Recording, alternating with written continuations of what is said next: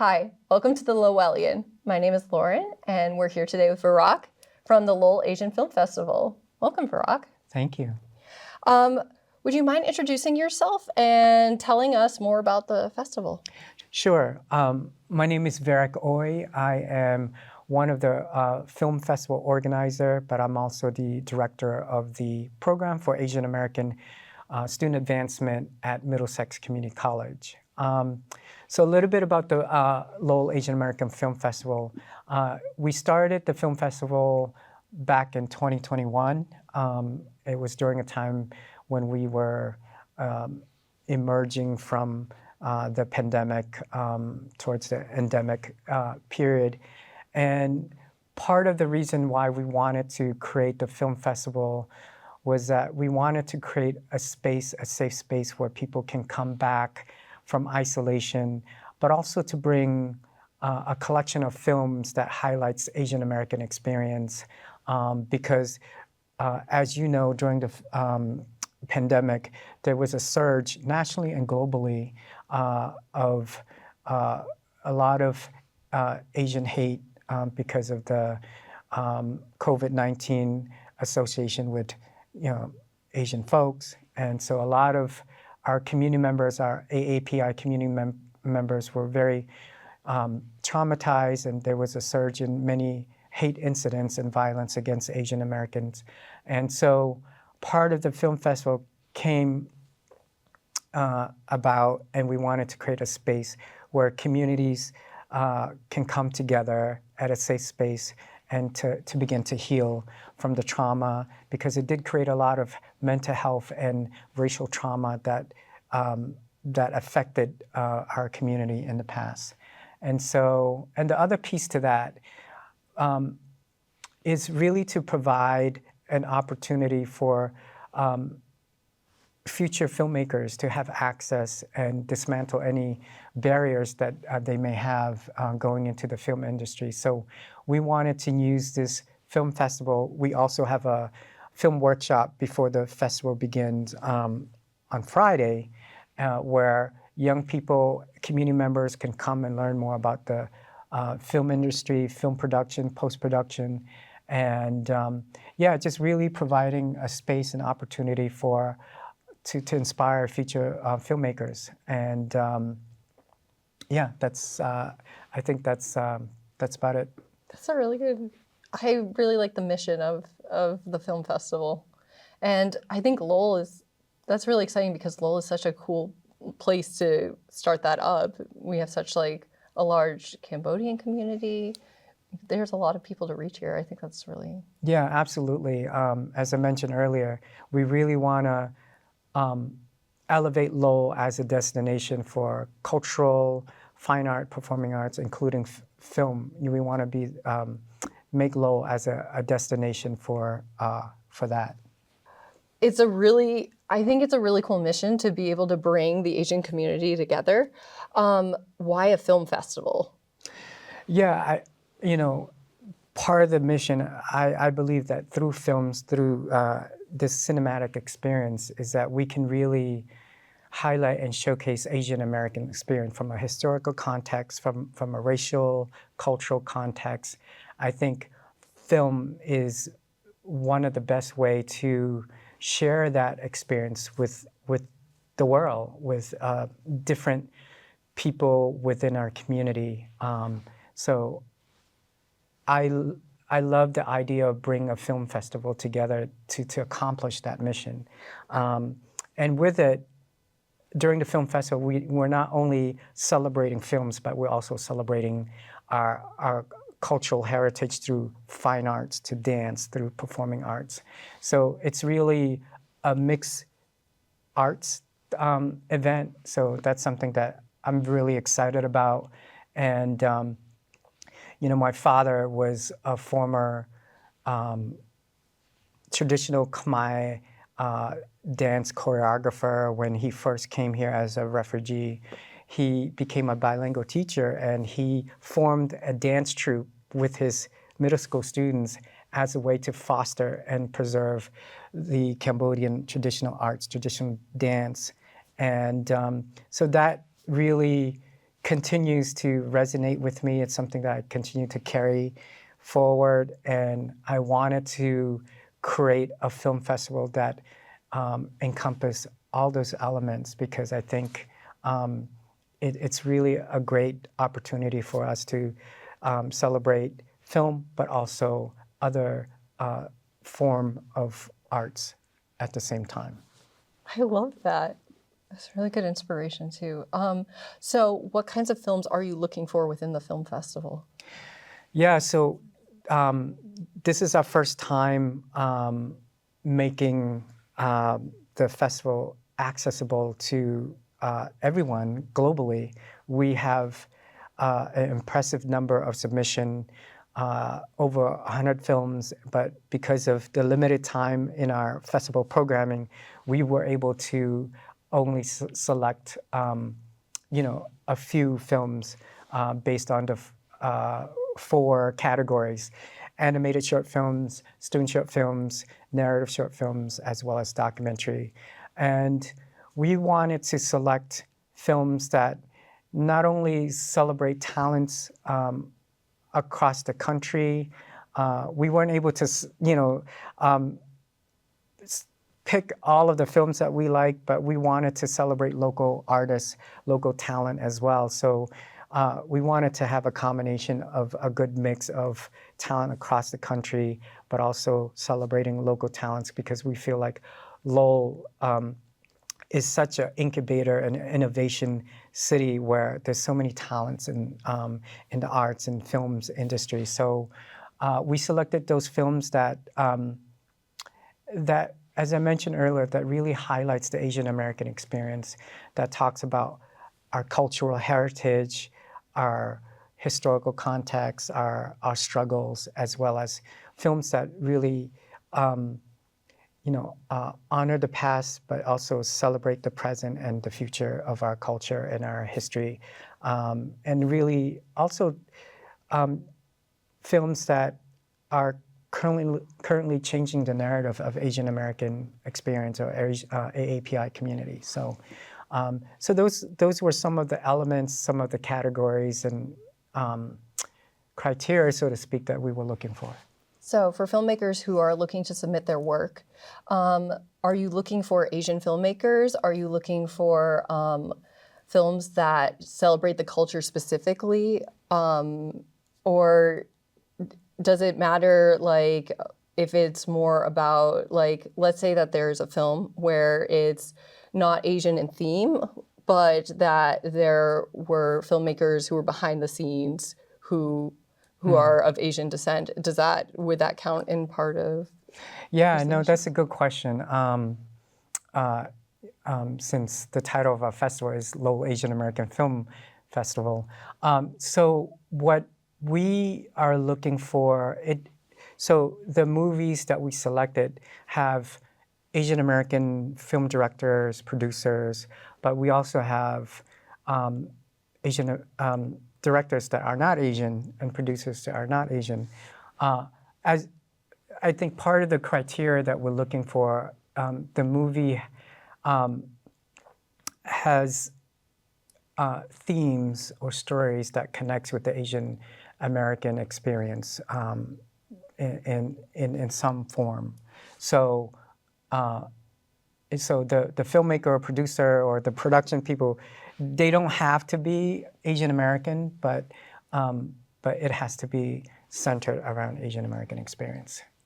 So, and that could be, growing up in an American culture, or it could be a theme about political struggles within the native country. So the theme could be a variety. It could be political. It could be about love. It could be about cultural identity. It could be about family dynamics. So it has to align with some of the cultural identity and racial identity and the history that our AAPI community experience.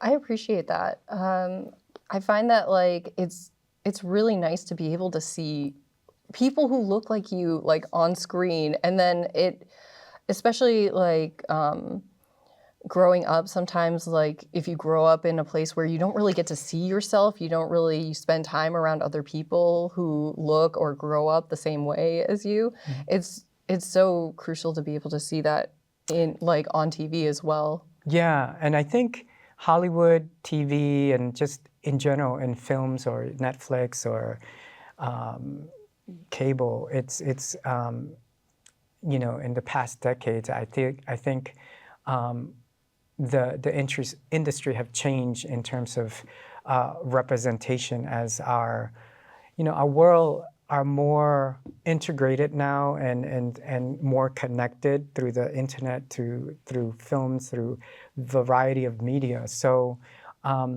but more importantly, you know, not just about technology, but I think, like you said, it is critical for our community to see representation in different media, different medium, right? And there has to be movies or TV shows about our own experience, not just the negative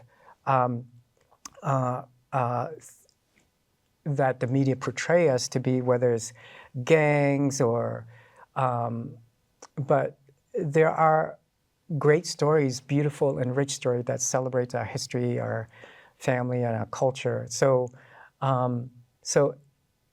the festival is one way for us to really help offer society, our community, to change that narrative.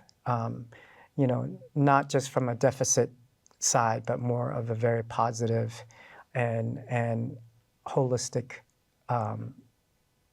stories. So That's really cool. So like, because it's coming from Asian filmmakers, they're able to tell how we can actually show how we feel about our own stories instead of other people trying to define us through what they think being Asian would be. yeah, I love how you said that, because that's you hit the nail on the head there. It's really about, you know, finding filmmakers that want to really define the narrative from their lens, their own lens, and overall, I'm not a director or a producer at this point, but you said it best. It's really, and that's part of the reason why we want to have Asian American filmmakers, directors, and producers, where we get to tell our own narrative the way we see ourselves through our own lens versus versus an outsider, because in the past, you know, it's always been like that through movies, through TV. So this way we can encapsulate and really tell our own story through our own lens and through our own voices. I love that. So timeline-wise, what does it look like? Like, when were you taking submissions up to? When does it start? Submission timeline-wise, so the festival will be on October 18th on Friday and 19th, which is a Saturday. So we started promoting our festival and through Film Freeway platform this year. We use Film Freeway as a way for us to cast a broad international net, because I think Film Freeway has become the tool, the platform where festival organizers have been using, and it's a really great platform where it allows us to get exposure and access to filmmakers that they could download and submit their films seamlessly. So that process started maybe 6 months before, and we promoted through Film Freeway, like, 5 months, 4 months in before the festival start.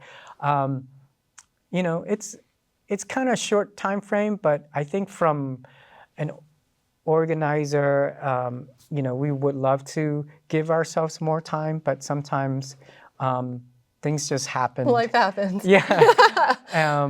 We would love to start sooner and make it more accessible and allow filmmakers to know more about the festival and have more time to submit their films.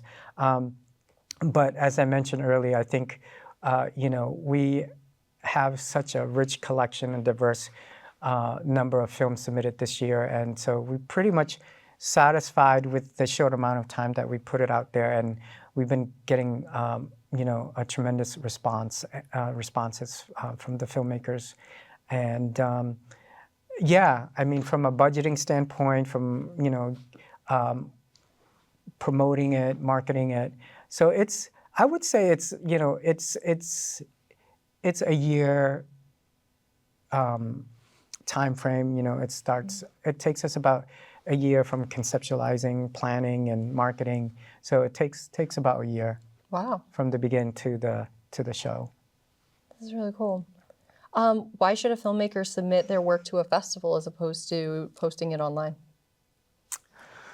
Well, I feel like what's unique about our festival, it allows the filmmakers an opportunity to showcase their film within our Lowell audience, right? We have a beautiful, rich community here that's very diverse. We have a significant number of Asian American population here,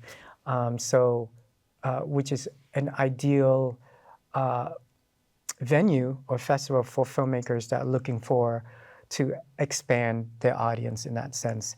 So these are films that are not currently in theaters, that is just looking to build that audience and looking for to expand their audience and market that they would normally have access to. What should media makers know about submitting their work to future film festivals, for this film festival in the future? Yeah, that's a good question. So in addition to what I mentioned earlier in terms of, we're looking for films that really focus on highlighting and elevating the Asian American experience in various ways, right? But I think it's a short film competition, even though we have the opening film, which is a feature film length, and a closing film, feature film length. But we can only select one film for the opening night and one film for the closing night. But we have more flexibility with the short film competitions based on the 4 categories: animation, student short films, documentary, and narrative short films. So within that context and content, I think we want to be able to fit as many film into our competition as many as possible. So it was hard to select film that's 31 minutes or over. So I think we were more in favor selecting films that aligns with our criteria and theme and vision, but also the length of the film matters. Yeah. So it because it allows us more flexibility to add other films into the mix. So my recommendation, if you want to submit your film to our film festival, try to make it under 30 minutes or 15 minutes or 10 minutes. So hopefully that helps to those of you who are looking to submit your films next year. So can you tell us about the screening itself? Is there anything that you can tell us about the films that have been submitted already? Yeah, sure. I can tell you about a few of them. The opening film called Home Court, titled Home Court, is amazing. We're really excited. It's been shown at the Cambodian Town Film Festival and other festival. It's really about a documentary about Ashley Cheer, who is this basketball prodigy. And the documentary follows her life through injuries, through recruiting, through family conflicts, cultural, intergenerational conflicts within her Khmer family, them from not understanding why she wanted to play basketball because her parents own a donut shop. It's like, they're not understanding why basketball. Anybody can play basketball, but it's something that's her passion. And so it's really a great film. And we're very lucky to get the producer, Brandon Soon, to come for the Q&A. And the closing film is titled A Great Divide. It's about this Korean family that moved to Wyoming. I think it would take place during a time where it's during the pandemic or coming out from the pandemic where they just want to start new, start fresh. But after moving to Wyoming, they only to find themselves confronted with all the xenophobia and racism and Asian hate within this Wyoming community, which is predominantly white. So it really resonate with this festival as part of the festival theme, focusing on the struggles, the trials and tribulation of our AAPI community that had been traumatized not only by the virus itself, but the surge in the violence and the hate crimes that's been inflicted by just misunderstanding and ignorance, and the mental health, the trauma that the young people in the family and the older generation had to go through. So we decided to select that film because it's very much in line this year to what we want to focus on in terms of one of the themes of the festival, to really share that experience, to elevate it, to highlight it, to bring awareness and understanding that this is what happened during the pandemic. A lot of people don't know about that unless they have friends and family that share YouTube videos about one of our elder being pushed into the train track or punched or choked in San Francisco or in New York. So it's something that we really want to bring to light, and also part of the festival goal is not only showing the film, but having a dialogue about it as a way for all of us to heal and learn from each other. So that's why we have Q&A sessions with the directors and the producers, and really try to engage the audience in a dialogue that would bring the healing process.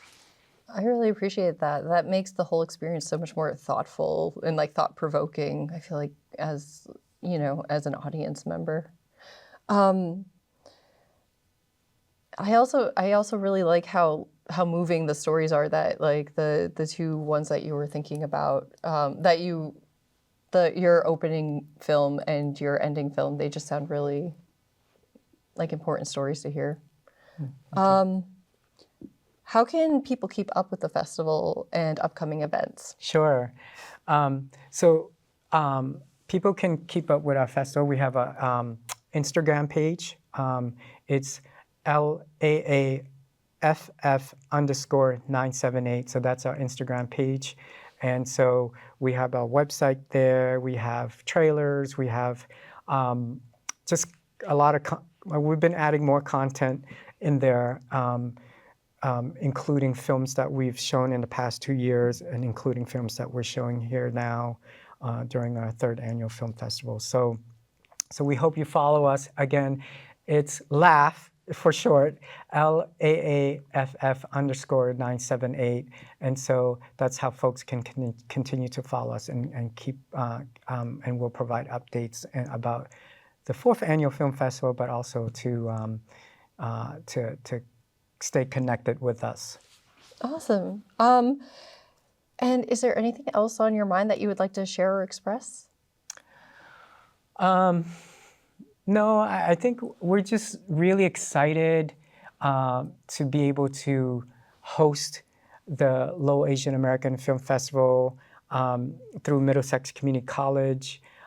Middlesex Community College is a designated NAPZ institution by the Federal Department of Education, which NAPZ stands for Asian American, Native American, Pacific Islander serving institution, which allow us to get resources and funding to focus on increasing access and eliminating barriers for our Asian American students so that they can achieve their educational and career goals. But also we're so grateful and fortunate to have the collaboration and support from the City of Lowell to help us fund the 3rd Annual Film Festival through the ARPA grant, the American Rescue Plan Act. And so, yeah, we would like to invite you, and we would love to have you join us in this festivity and be able to come join us through this cultural and cinematic experience, and be part of this community and festival celebration. Thank you so much. Sure, thank you for having us. Yeah. So this has been the Lowellian. I'm Lauren, this is Virak, and thank you for joining us.